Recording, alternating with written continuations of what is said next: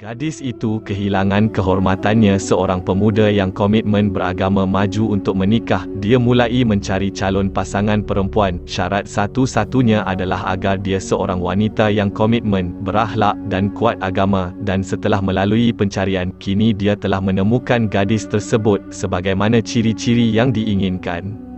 Setelah melamar dan ketika ia telah bersiap-siap untuk menikah, tiba-tiba calon mempelai perempuan menolak dan mengatakan bahawa dia tidak ingin menikah. Keluarganya terheran melihat keputusannya yang mengagetkan. Setelah sebelumnya memberikan kesanggupan, pemuda itu meminta sang gadis untuk menjelaskan penolakannya, namun justru ia membawakan alasan-alasan yang lemah. Setelah itu, perkaranya ditangani oleh ibunya yang merasa sangat sedih dengan keputusan ini. Terlebih, pemuda itu terkenal dengan bagus akhlak dan budi pekertinya.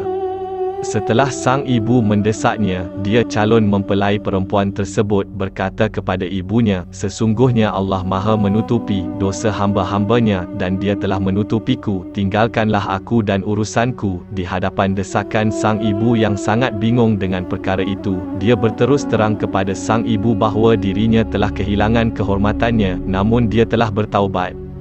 Dan bahawa peristiwa itulah yang menyebabkan sikap komitmennya terhadap agamanya, sekaligus sebab penolakannya untuk menikah. Ia meminta ibunya agar merahasiakan perkara itu, dan bahawa ia akan menebus sebab kesalahannya. Ibunya memikirkan perkara itu dan berkata, "Putriku, selama kamu telah bertaubat kepada Allah, sedang Allah menerima taubat hamba-hambanya dan memaafkan banyak dosa, maka biarkan aku meminta pendapat pemuda itu, barangkali ia akan menerima atau menutupi."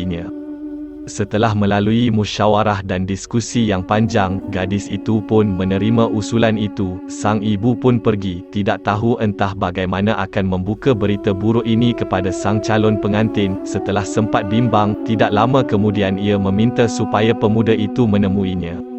Ketika pemuda itu datang, ia membuka permasalahan itu kepadanya dan meminta pendapatnya. Ia menceritakan bahawa putrinya menjadi komitmen terhadap agama setelah perbuatan itu dan telah bertaubat kepada Allah. Inilah sebab penolakannya untuk menikah.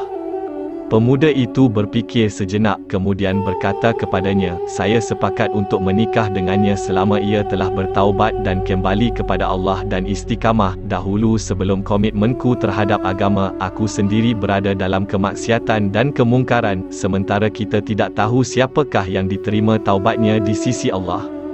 Wajah sang ibu itu berseri mendengar berita gembira ini dan segera pergi menemui putrinya dengan penuh sukacita, dan dalam waktu yang bersamaan ia merasa takjub dengan sikap Zatria dan keputusan baik pemuda itu, lalu memberitahukan kabar gembira itu kepada putrinya, dan pernikahan pun terlaksana. Ketika bertemu, sang wanita banyak menangis, sementara bahasa isyaratnya mengatakan, "Betapa engkau laki-laki cerdas, aku akan menjadi isteri yang taat bagimu," dan Allah pun mempertemukan mereka berdua dengan kebaikan. Gadis itu